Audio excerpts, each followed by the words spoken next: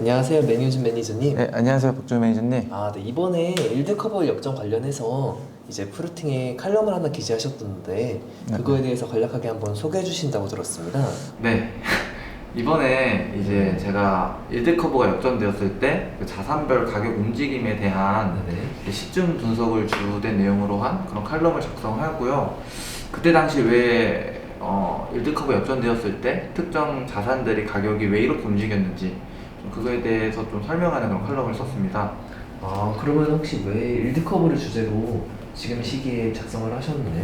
일단 지금 일드커브가 이제 역전되어 있기도 하고 사실 일드커브 역전이 굉장히 그 자체가 중요한 이슈거든요. 그쵸. 왜냐하면 일드커브가 역전되었을 때 그리고 그게 정상화되는 그 과정에서 원자재나 주식 등 그런 다양한 자산들의 가격 변동성이 커지기 때문에 어떻게 보면 투자의 위기이기도 하지만 잘만 대응한다면 투자의 기회가 될 수 있기 때문에 좀 그것을 좀 중점적으로 칼럼을 쓰게 되었습니다. 네, 그러면 칼럼 내용을 한번 간략하게 소개시켜 주실 수 있으실까요? 68년도 이후 일드커브 역전은 현재를 포함해서 대략 한 8번 정도 발생을 했습니다. 그리고 그 네. 8번 발생한 이제 이유를 좀 크게 두 가지로 나눠보자면 첫 번째가 높은 인플레이션으로 인한 일드커브 역전, 두 번째 경기 침체 우려로 인한 일드커브 역전이 있었습니다. 네네.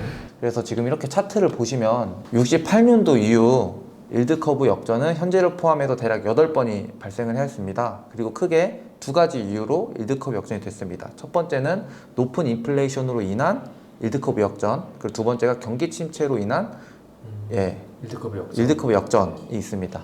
이 차트를 제가 먼저 설명을 드릴게요. 여기서 보시면 이 빨간색 박스들이 68년도 이후 있었던 일드커브 역전 구간들입니다. 그리고 이 빨간색 실선은 이제 연준의 이제 기준금리, 그리고 이 파란색 실선이 인플레이션, CPI, 인플레이션이죠. 이제 여기서 보면 A, B, C, D 이 구간은 높은 인플레이션으로 인한 일드커브 역전이었고요. 그리고 그 뒤에 연도는 이제 경기 침체 우려로 인한 일드커브 역전이었습니다.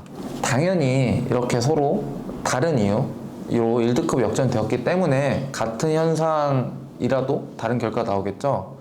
그래서 실제로 일드커브 역전 구간에서 인플레이션 및 금리 상황에 따라서 이제 기금속이나 에너지, 농산물, 주식 등이 서로 다른 가격 움직임을 보였습니다. 그럼 혹시 그 자산별 움직임도 한번 소개시켜 주실 수 있나요? 제가 칼럼에는 일드커브 역전이 된 이 8가지 구간을 모두 설명했는데 유튜브는 좀 말로 설명하는데 한계가 있어서 일단 대표적으로 높은 인플레이션으로 인한 일드커브 역전, 그리고 두 번째로 경기 침체 우려로 인한 일드커브 역전, 대표적인 사례 두 가지로 먼저 설명을 드릴게요. 네, 알겠습니다. 첫 번째로 제가 보여드릴 내용은 1978년도 공굴에 발생한 일드커브 역전입니다.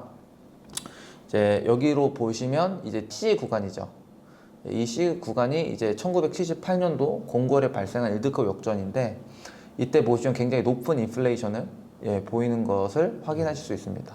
그래서 이때 당시 주요 원재료에 대한 가격 이제 추이를 보게 되시면 굉장히 높은 수익률을 기록하시는 것을 볼 수 있습니다. 그럼 혹시 지금 저기 회색 음영에 대해서도 한번 설명해 주실 수 있어요? 이 회색 음영이 바로 일드커브가 역전된 이제 구간이고요. 이때 당시 아까 앞선 차트에서 보셨다시피 굉장히 높은 인플레이션을 보였잖아요. 그래서 이 높은 인플레이션에 맞춰서 이제 주요 원자재들이 이렇게 강세를 보이는 것을 확인할 수 있습니다. 일반적인 강세가 아니라 뭐 금은 한 200%까지 상승할 만큼 초강력 강세를 보인다고 할 수 있겠네요. 예, 맞습니다. 근데 그와 반대로 굉장히 S&P 500은 이렇게 굉장히 지지부진한 모습을 보이거든요. 네. 이렇게 보시면 앞선 주요 원자재들 그리고 이렇게 에너지 가격도 굉장히 높은 강세를 보이는데 그와 반면에 이제 S&P 500은 굉장히 지지부진한 모습을 보이는 걸 확인할 수 있습니다. 네, 그럼 알겠습니다. 그러면은 그 원자재에 비해서 증시가 이렇게 언더퍼폼한 결과는 어떤 걸까요? 이제 저는 이제 두 가지 관점으로 보고 있는데 첫 번째로 이제 왜 주요 원자재들이 아웃퍼폼 했냐는 첫 번째로 봤을 때는 높은 인플레이션에 있습니다. 네. 인플레이션은 이제 화폐 가치의 절하를 의미하기 때문에 화폐 가치를 보존할 수 있는 실물 자산에 이제 수급이 몰리기 때문에 이제 주요 원자재들이 굉장히 강세를 띄었다.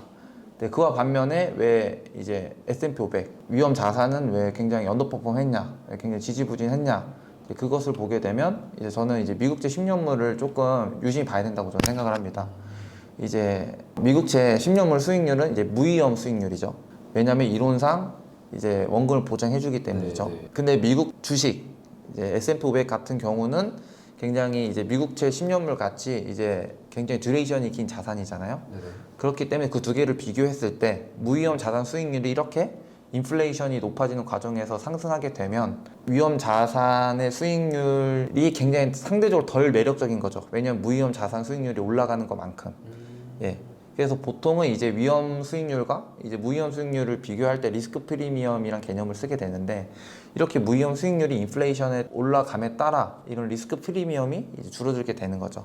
그렇기 때문에 이렇게 인플레이션이 올라가는 상황에서는 상대적으로 주식과 같이 위험 자산들이 굉장히 매력적이지 않다, 지지부진할 굉장히 요인이 된다라고 보면 될 수 있죠. 그렇게 또 판단을 한다면 왜 높은 인플레이션 상황에서 미국제 10년물이 왜 수익률이 올라가냐, 이거를 보게 되면 앞서 말씀드렸다시피 이제 인플레이션은 화폐 가치의 절하를 의미하잖아요. 네. 그렇게 되면 이제 10년 동안 그 채권자들이 화폐 가치 평가 절하되는 거에 대한 보상을 받아야 된다는 거죠. 네. 그렇기 때문에 높은 인플레이션 상황에서는 화폐 가치 평가 절하되는 그 부분에 대한 보상을 받기 위해서 어쩔 수 없이 미국제 장기 10년물이 올라갈 수밖에 없다. 네. 예, 이 말인 거죠. 그렇기 때문에 높은 인플레이션 상황 속에서 미국채 장기 10년물이 올라갈 때는 원자재는 굉장히 좋고 이제 증시는 증시는 그렇게 좋지 않을 수 있다. 이거를 보여주는 그 연도였습니다. 앞서 말씀드렸던 거는 높은 인플레이션으로 인한 일드커브 역전이었고요. 지금은 굉장히 경기 침체 우려로 인한 일드커브 역전을 보여드릴게요. 그래서 앞서 보신 거와 같이 이때 당시에는 인플레이션이 그렇게 높지 않습니다. 오히려 인플레이션이 꺾였죠. 그래서 잠깐 앞에 차트로 넘어가 볼게요. 보시면 G 구간이 아까 2006년도 일드커브 역전인데, 여기 보시면 C 구간과 달리 C 구간의 높은 인플레이션을 보였죠. 이 C 구간과 달리 굉장히 낮은 인플레이션을 보이는 걸 확인할 수 있습니다. 그렇기 때문에 아까 보시면 금 같은 경우 거의 200%, 이 회색 음영 일드커브 역전된 구간에서 거의 200% 수익률을 보였는데 2006년도 경우에는 인플레이션이 낮았기 때문에 굉장히 이렇게 원자재 수익률을 보이는 것을 확인할 수 있습니다. 그렇다면 그와 반대로 이제 증시는 굉장히 좋았죠. 이렇게 보시면 회색 음영 부분에서 거의 20%에 달하는 수익률을 기록했고, 에너지 같은 경우도 굉장히 이 부분을 언더퍼폼 하는 것을 확인할 수 있습니다. 그리고 아까 제가 말씀드렸던 것처럼 미국제 장기 10년물 수익률이 이렇게 잘 고정되어 있기 때문에 증시에도 굉장히 조금 하방을 좀 막아주는 역할을 하지 않았나, 저는 이런 생각이 듭니다. 아, 네, 알겠습니다. 그럼 효순 매니저님 혹시 2006년 이 시기에는 일드커브 역전 현상이 어떻게 풀리게 됐는지 한번 설명해 주실 수 있으실까요? 지금 이렇게 경기 침체 우려로 일드커브 역전이 되었는데, 그때 당시 우리가 그 영화 빅쇼트에서도 봤죠. 이제 그때 금융위기가 와가지고 연준이 이제 급하게 기준금리를 낮추면서 앞에 단기물 수익률이 낮아지면서 일드커브가 정상화 됐고, 그 뒤로 이제 S&P 500 같은 경우는 큰 폭의 하락을 보였죠. 그래서 칼럼에서는 제가 이제 68년도 이후 역전된 8개의 그 시기 모두 이제 비교 분석했는데, 이제 우선 영상이라서 이제 대표적인 시기 이제 2개를 제가 비교 분석해봤습니다.